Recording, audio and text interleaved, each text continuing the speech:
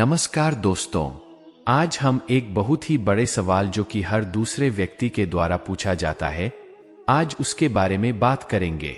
जी हाँ दोस्तों, यह सवाल है कर्म बड़ा या भाग्य। बहुत से ऐसे महान ज्ञानी संतों ने कर्म तथा भाग्य की अलग अलग व्याख्या की है। कर्म की व्याख्या करते हुए तुलसीदास जी ने लिखा है, कर्म प्रधान विश्व करी राखा, अर्थात यह विश्व कर्म प्रधान है। यहाँ पर कर्म का अधिक महत्व है। कर्म बड़ा या भाग्य। भगवत गीता में भी श्री कृष्ण ने कर्म की महिमा बताते हुए कहा है कि जो व्यक्ति कर्म करता है वह मुझको प्रिय है, किंतु कुछ संतजनों जैसे कबीरदास जी आदि जो भाग्य में विश्वास रखते हैं, उनका कहना है कि जो भाग्य में है उससे अधिक किसी को नहीं मिलता है।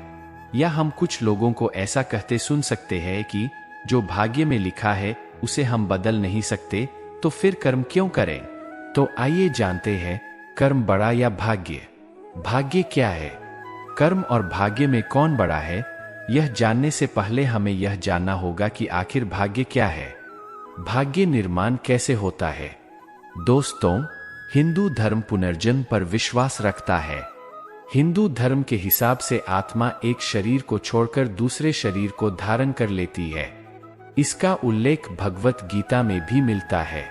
व्यक्ति के द्वारा इस जन्म के संचित कर्म ही अगले जन्म के लिए भाग्य का कार्य करते हैं। संचित कर्म अच्छे या बुरे किसी भी प्रकार की हो सकते हैं। आइए अब इसे एक उदाहरण से समझते हैं।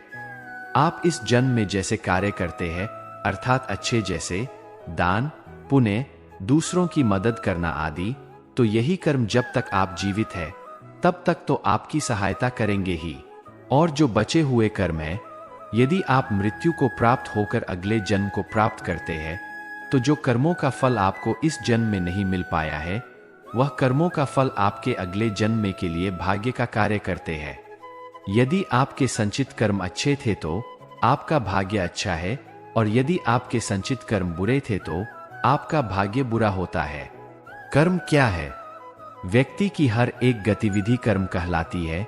जैसे व्यक्ति का सोचना, खाना, कार्य करना, किसी के लिए अच्छा करना या बुरा करना कर्म है।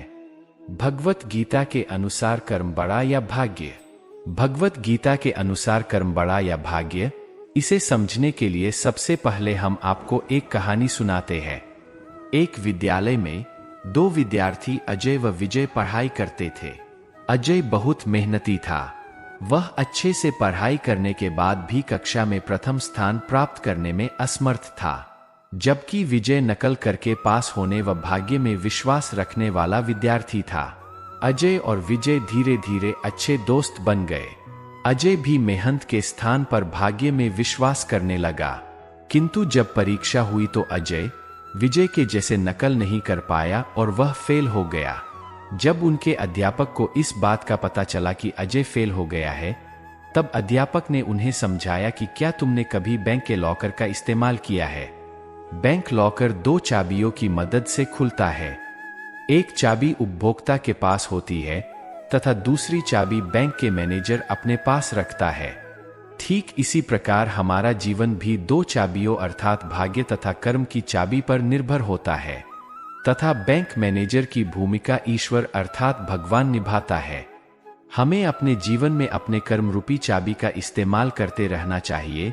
क्या पता कब ईश्वर अपनी भाग्य रूपी चाबी का इस्तेमाल करें और हम सफल हो जाए।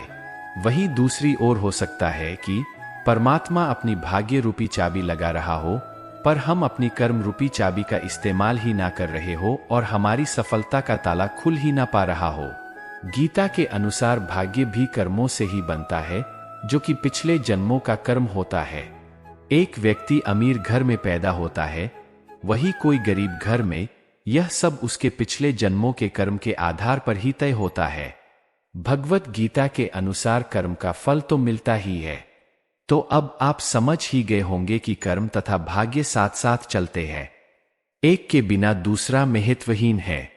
इसलिए कर्म और भाग्य दोनों का ही जीवन में होना बहुत जरूरी है।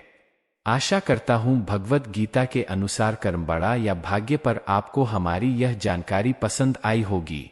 वीडियो को लाइक करें और अपने दोस्तों को शेयर करें। धन्यवाद।